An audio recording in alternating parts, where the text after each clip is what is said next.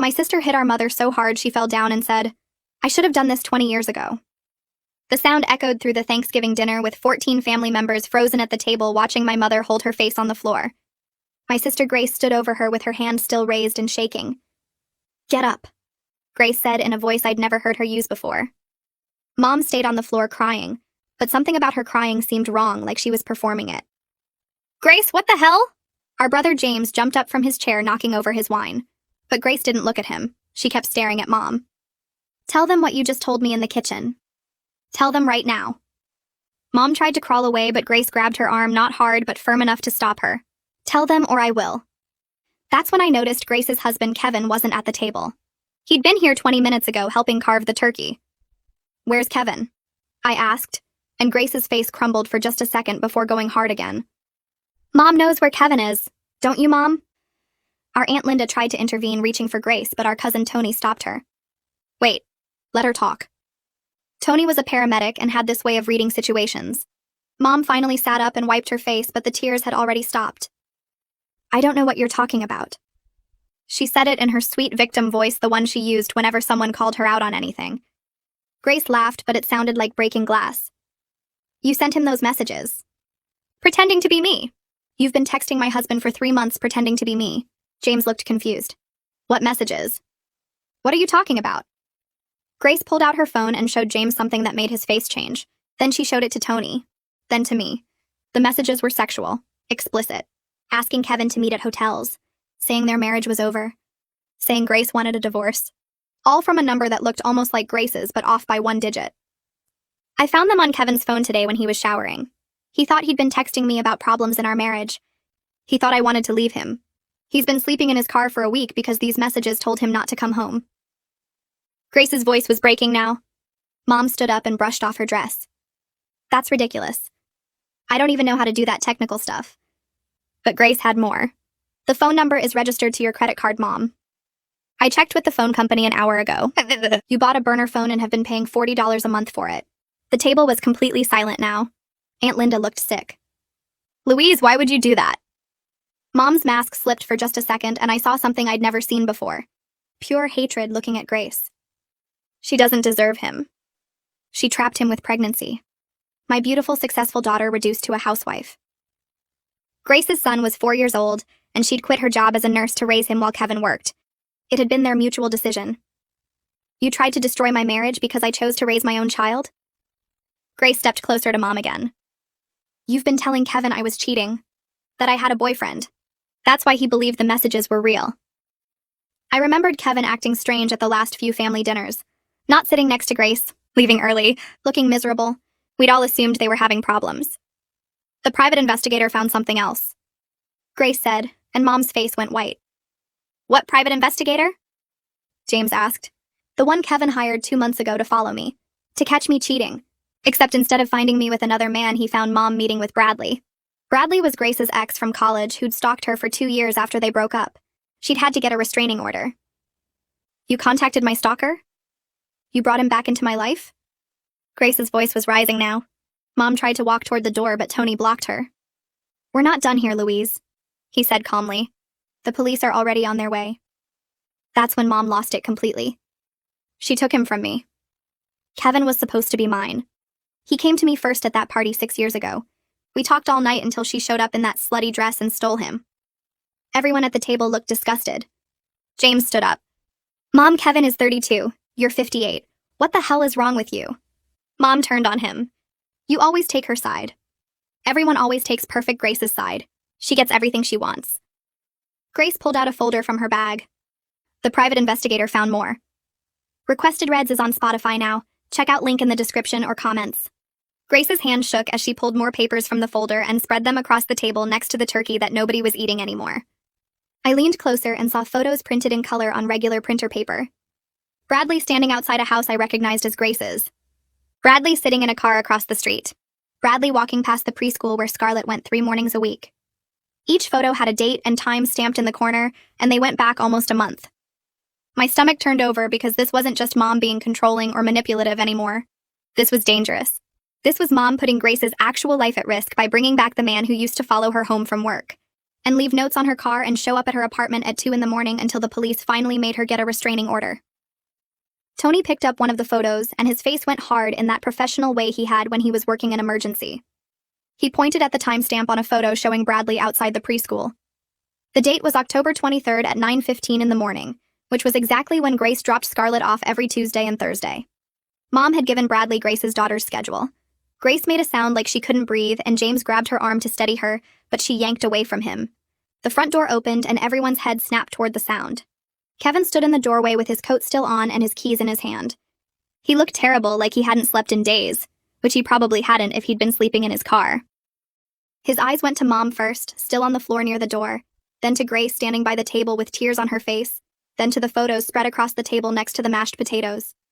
He walked closer without saying anything and picked up one of the photos. His face changed as he looked at it. Really looked at it and understood what he was seeing. He picked up another photo, then another, and I watched all the color drain out of his face until he looked sick. Kevin set the photos down carefully like they might break and turned to look at Mom. She tried her victim face again with the big sad eyes and the trembling lip, but Kevin just stared at her. Grace was watching him, and I could see her trying to read his face, trying to figure out if he believed her now, or if he still thought she was lying. Kevin's hands curled into fists at his sides and he opened his mouth, but nothing came out at first. Finally, he said Mom's name, just her first name, in a voice so flat and cold it made me shiver. Mom started to speak, but Kevin held up one hand to stop her and she actually shut up, which never happened. Kevin picked up his phone from his pocket and started scrolling through something, and his jaw got tighter and tighter. He turned the phone toward Grace and showed her the screen, and even from where I stood I could see it was text messages. The fake messages Mom had sent pretending to be Grace. Grace looked at the phone, then at Kevin, and her face just crumbled. Not the angry kind of breaking from before, but something worse, like watching someone's heart actually crack open. She started crying for real now, with her whole body shaking and her hands covering her face. Kevin took one step toward her, then stopped like he'd hit an invisible wall. His hands were still in fists, and I couldn't tell if he wanted to hug her or punch something or both. The space between them felt huge, even though they were only maybe 6 feet apart. Grace dropped her hands from her face and looked at Kevin, and he looked back at her, and nobody else in the room existed for those few seconds. I could see everything they weren't saying written all over their faces. Her asking if he believed her now. Him trying to figure out how he could have been so stupid. Both of them trying to understand how they'd gotten here. Kevin's face twisted up and he turned away from Grace and walked to the window. His shoulders were shaking and I realized he was crying too. James started to say something, but Tony grabbed his arm and shook his head. We all just stood there in this horrible silence while Grace and Kevin fell apart in the same room, but couldn't even touch each other. That's when we heard the sirens. Mom's face changed again, dropping the victim act completely, and now she just looked scared. Tony moved to block the front door without even thinking about it, which made sense since he dealt with situations like this all the time in his job. The sirens got louder and then stopped right outside, and we heard car doors slamming. Someone knocked hard on the door and said police. Tony opened it, and 2 officers came in, looking around at all of us frozen in this weird, horrible tableau. One officer was older with gray hair, and the other was younger, maybe 30. They both had that calm, professional look like they'd seen everything before. The older officer asked who called, and Tony said he did. The officer looked at Mom still on the floor, then at Grace crying by the table, then at all the photos spread out like evidence at a crime scene. He asked if everyone could please move to separate rooms so they could take statements. The younger officer started directing people, and I ended up in the kitchen with Tony, while other family members got sent to different parts of the house. Through the doorway, I could see into the living room where they'd put Mom on the couch. She sat perfectly straight with her hands folded in her lap, and her victim face back on full force. She pulled a tissue from her purse and dabbed at her eyes, even though I could see from where I stood that her eyes were completely dry. The tissue thing was just performance, just like the crying on the floor had been performance. The older officer sat across from her with a notebook and started asking questions. I couldn't hear what they were saying, but I could see Mom's mouth moving in that sweet, innocent way she had. Probably telling them Grace was unstable or going through something or making up lies. The officer's face stayed neutral and professional as he wrote things down. In the kitchen, Tony sat at the table with his arms crossed, and I sat across from him. The younger officer came in and introduced himself and asked me to tell him what happened. I started from the beginning with Grace hitting Mom and the sound it made and everyone freezing. I told him about the fake phone messages and the burner phone and Bradley. I told him about the photos. The officer wrote everything down and asked specific questions about times and dates and who said what. He asked if I'd seen the messages myself, and I said yes, Grace had shown them to me. He asked if I knew Bradley, and I explained about the stalking years ago and the restraining order. When I mentioned the restraining order, his eyebrows went up and he wrote something down with more pressure on the pen. He asked where the photos were, and I pointed to the dining room. He went to look at them and came back with a few in his hand, studying the timestamps. He asked if I knew whether the restraining order was still active, and I said I thought it was, but Grace would know for sure. He thanked me and said I could wait here and went to talk to his partner. Through the doorway, I watched them conferring in low voices while Mom sat on the couch, still dabbing her dry eyes with that tissue. The older officer's expression changed as his partner showed him the photos and pointed at something. They both looked at Mom, and her face flickered for just a second before going back to victim mode. They asked her something and she shook her head. They asked something else and she started crying harder with her shoulders shaking. But I'd seen her real crying earlier when Grace confronted her, and this wasn't it. This was acting. The officers seemed to see it too because their faces stayed professional and unmoved. After what felt like hours but was probably only 45 minutes, the officers finished taking statements from everyone.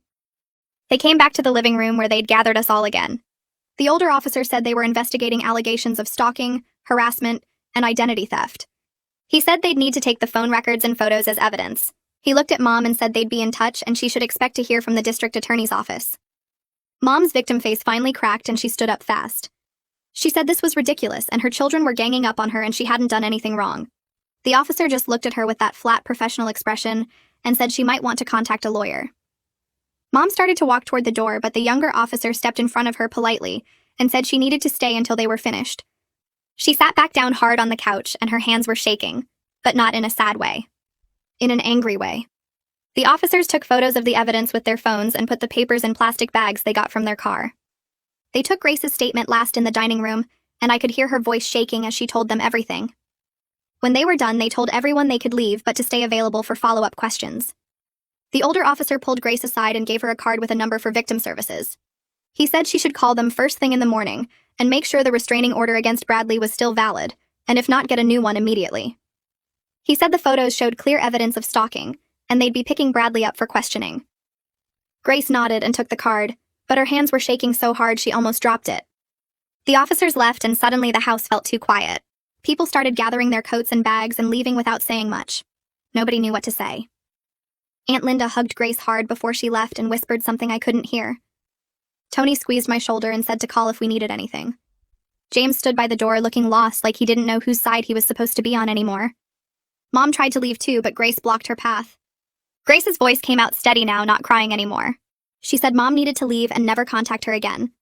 She said if Mom came near her house or her daughter or her husband, she'd call the police.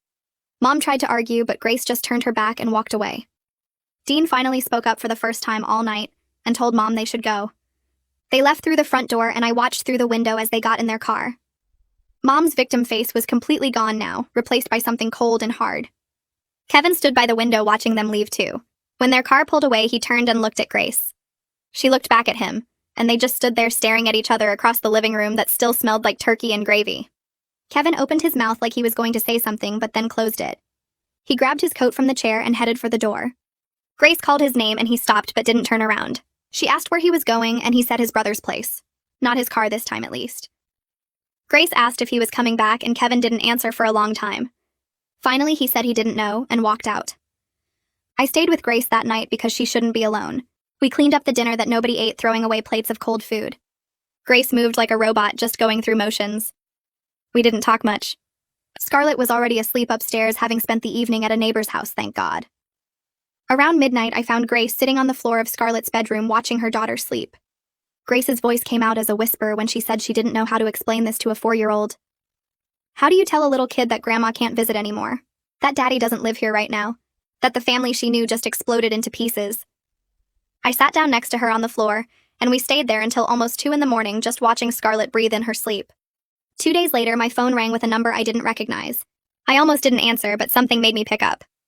A woman's voice said this was Thea Wallace, the private investigator. She said she found something in Mom's phone records that involved me specifically, and could we meet for coffee? My stomach dropped straight through the floor because suddenly I was remembering things I hadn't thought about in years. My college boyfriend breaking up with me junior year out of nowhere. He said someone who cared about me had told him I was cheating. He wouldn't say who. I spent months trying to figure out what I'd done wrong, never once thinking someone had lied to him. I met Thea at a coffee shop near my apartment the next morning. She was younger than I expected, maybe 40, with dark hair pulled back and sharp eyes that missed nothing. She had a folder with her and slid it across the table before I'd even ordered. I opened it and saw printouts of text messages. Messages from a number I didn't recognize, sent to a number that made my chest tight because I remembered it. That was the number my college boyfriend had before he switched carriers. The messages said I was sleeping with my study partner. They included photos of me having coffee with him at the campus library. The photos were taken from far away through windows like surveillance photos. The messages said I'd been lying about staying late to study, and was actually meeting up with this other guy. My study partner's name was right there in the messages. Details about where we met and when. All lies but detailed enough to sound real. Thea pointed to the phone number the messages came from and showed me the records. It was registered to a prepaid account bought with Mom's credit card 3 years ago. The same credit card she used for the burner phone to text Kevin. Mom had done this before.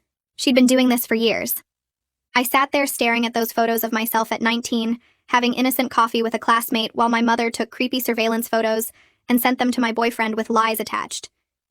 Thea said there was more. She pulled out another stack of papers showing Facebook messages from a fake profile. The profile had used a stock photo of some random woman and claimed to be a concerned friend. The messages to my boyfriend were even more explicit, claiming I'd confessed to cheating and was just using him. The profile disappeared 2 days after my boyfriend broke up with me. I remembered that breakup so clearly. Sitting in his dorm room while he told me he knew what I'd been doing. Me confused and trying to understand what he meant. Him getting angrier because he thought I was playing dumb. Me crying and begging him to tell me what he was talking about. Him finally showing me one photo on his phone before deleting it. A photo of me with my study partner. I'd thought he was just jealous and insecure.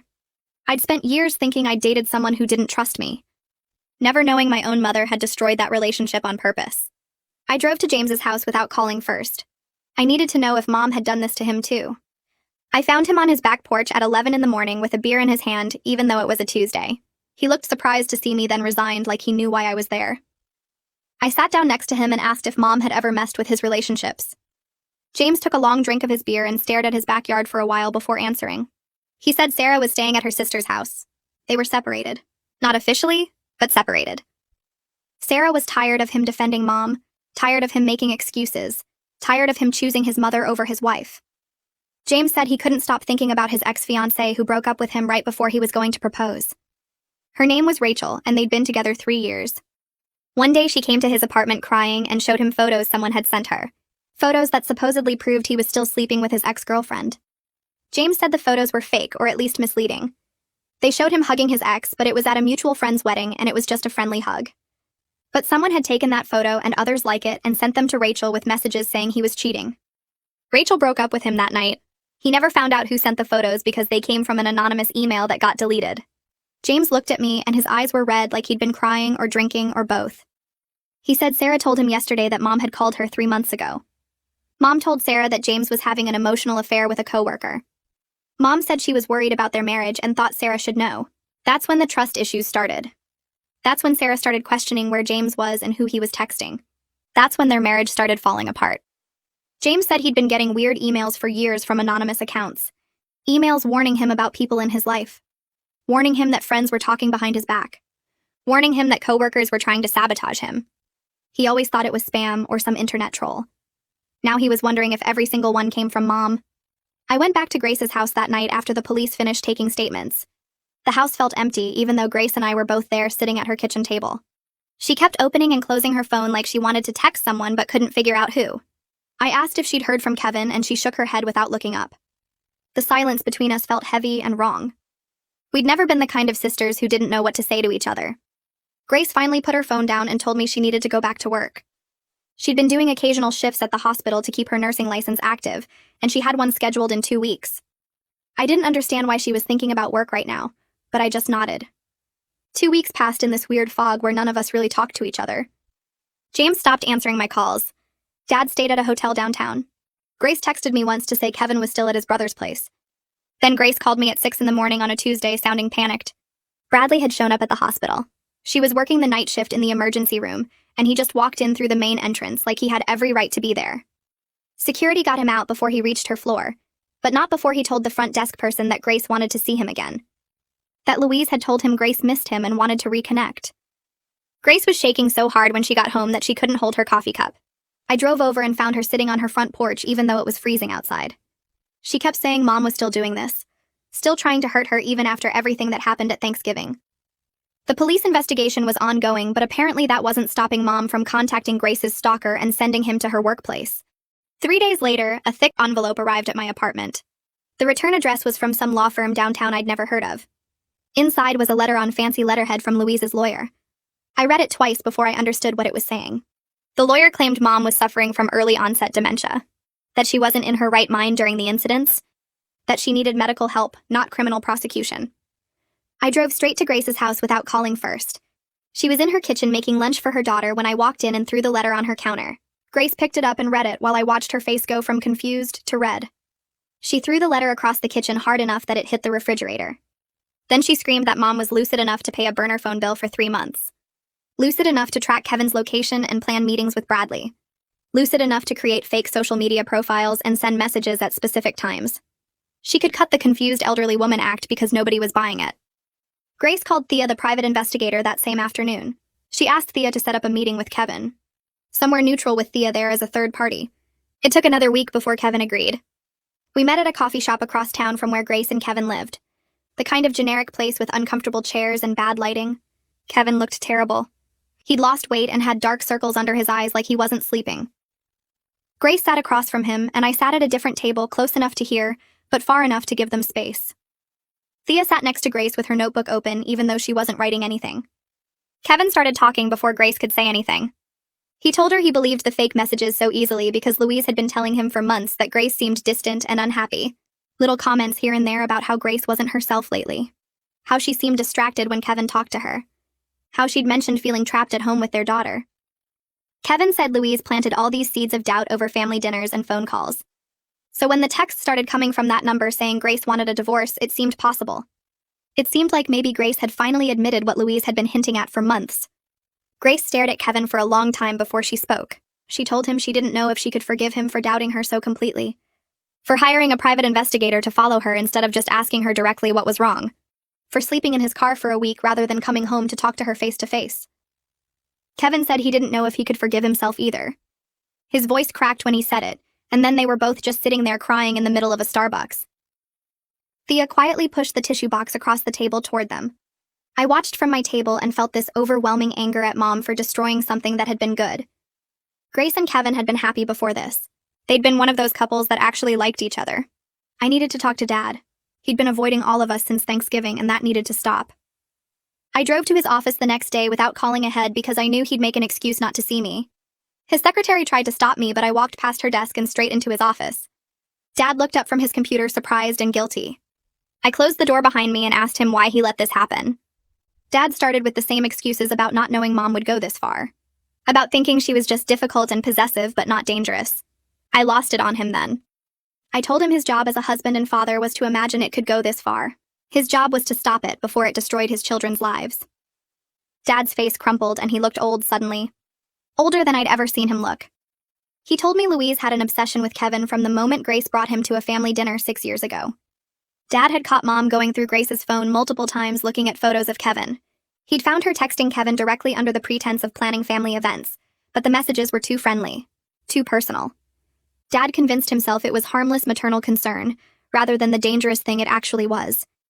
He said he was realizing now that his silence made him part of everything that followed. He'd chosen to look away instead of protecting his daughter, and now he had to live with that choice. The next family gathering happened at James's house a week later. It was supposed to be just a casual dinner, but nobody felt casual about anything anymore. I was helping clean up in the kitchen when our aunt pulled me aside. She wanted to talk somewhere private, so we went out to James's garage. She told me she'd warned Dad years ago that Louise's behavior toward Grace's boyfriends was wrong and controlling. She described things from when Grace was in high school. Times when Mom would flirt with Grace's dates or find reasons they weren't good enough. How Mom would dress younger when Grace brought boys home. How she'd position herself between Grace and whatever guy she was seeing. I felt sick listening to it. This pattern had been going on for decades, and everyone just accepted it as Louise being Louise. Nobody stopped her. Nobody protected Grace from her own mother. The prosecutor called Grace about a month after Thanksgiving. I was at her house when her phone rang, and I watched her face change as she listened. The prosecutor explained they were charging Louise with stalking, harassment, and identity theft. The penalties could include jail time, but more likely probation given her age and clean record. Grace thanked the prosecutor and hung up. She told me later she didn't even care about punishment anymore. She just wanted Mom to stay away from her family forever. She wanted to know her daughter was safe and that mom couldn't reach Kevin or manipulate any of them again. Kevin moved back home on a trial basis after they'd been apart for a month. Grace told me he was sleeping in the guest room while they tried to figure out if their marriage could survive this. Their daughter asked why Daddy was sleeping in the wrong room now. Grace had to explain in 4-year-old terms that sometimes grown-ups need space to fix their feelings. That Daddy still loved her, but Mommy and Daddy needed time to remember how to trust each other. I came over for dinner one night and watched them move around each other carefully like they were afraid of breaking something fragile. James showed up at my apartment at 2 a.m. about 6 weeks after Thanksgiving. He was drunk and crying and could barely stand up straight. I let him in and made him sit on my couch while I got him water. He told me his wife had filed for separation that afternoon. She'd found out he'd been in contact with Louise through secret email accounts. James said he didn't know why he couldn't just cut Mom off completely. He kept making these excuses for her in his head, even though he knew what she'd done to Grace. Even though he knew she'd probably done similar things to him over the years. I sat next to him and realized he'd been manipulated his entire life. He was so twisted up by Mom's gaslighting that he still thought he owed her something despite everything she'd done to our family. I started seeing a therapist 2 weeks after James showed up drunk at my apartment. Grace had been pushing me to go, saying we all needed help processing what Mom had done, but I kept putting it off because admitting I needed therapy felt like admitting Mom had won somehow.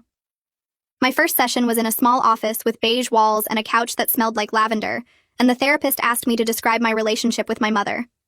I started talking about the Thanksgiving incident, and she stopped me. She wanted to know about before that, about my childhood, about how Mom treated me growing up. I realized I didn't have many good memories that didn't involve Mom somehow ruining them, or making them about her. The therapist wrote something down and asked if I'd ever noticed Mom sabotaging my relationships. I told her about Noah and the fake Facebook profile, and she asked if there were others. I sat there trying to remember, and suddenly it was like a dam breaking. My high school boyfriend who got anonymous letters saying I was cheating. My college roommate who moved out suddenly after Mom visited and told her I'd been talking behind her back. The job opportunity in another state that fell through after the hiring manager said someone called with concerns about my reliability. I'd spent years thinking I was the problem, that something about me pushed people away, and now I was seeing it was her the whole time. The therapist said Mom's behavior fit the pattern of a narcissistic parent who saw her children as extensions of herself rather than separate people. She explained that when I started forming my own relationships and identity, Mom felt threatened and worked to isolate me so I'd stay dependent on her. I cried for the first time since Thanksgiving. Not angry tears, but the kind that come when you finally understand something that's been hurting you for years. Grace called me 3 weeks after she and Kevin started couples therapy. She sounded different on the phone, tired but less brittle than before. She told me their therapist was making them do exercises where they had to communicate without attacking each other, and it was the hardest thing she'd ever done.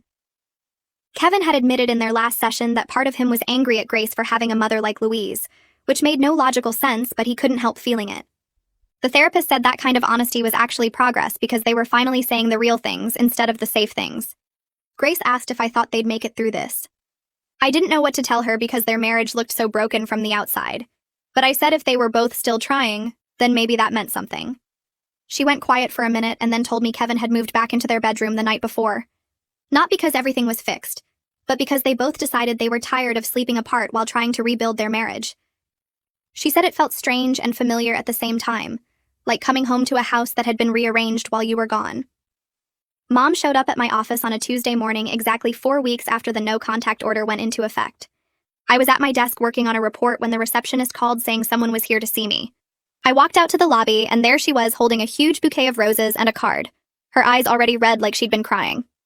She started talking before I could react, saying she just needed to apologize, that she'd made mistakes but she was my mother and didn't that count for something. My coworkers were staring and I felt my face get hot with embarrassment and rage. I pulled out my phone and called the police while she kept talking, her voice getting louder and more desperate.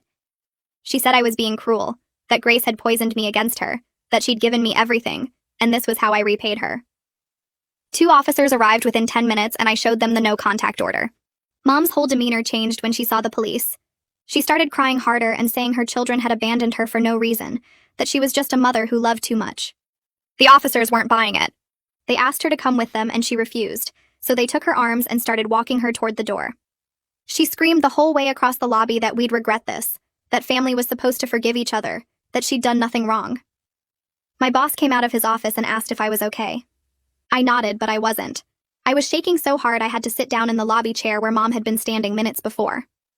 The court hearing was scheduled for early March, 4 months after Thanksgiving. Grace and I drove there together while Kevin followed in his own car because he was testifying as a witness. We walked into the courthouse and saw Mom already sitting on a bench in the hallway. She was in a wheelchair that she absolutely did not need, wearing a cardigan that made her look frail and old, her hair styled to look thinner than it actually was. Grace grabbed my arm hard enough to hurt. The bailiff called us into the courtroom and Mom's lawyer wheeled her to the front. The prosecutor presented all the evidence, the phone records, the messages to Kevin, the meetings with Bradley, the violation of the no-contact order at my workplace. Mom's lawyer argued she was suffering from early dementia and wasn't responsible for her actions. The judge looked at Mom and asked her directly if she understood why she was there. Mom said yes in a small voice and explained she'd just been trying to protect her daughter from a bad marriage. The judge's expression didn't change. He said the evidence showed a pattern of deliberate manipulation spanning months, and dementia didn't explain the level of planning involved. He granted restraining orders for me, Grace, James, and Kevin that would last 2 years. He gave her 2 years probation with mandatory psychiatric evaluation.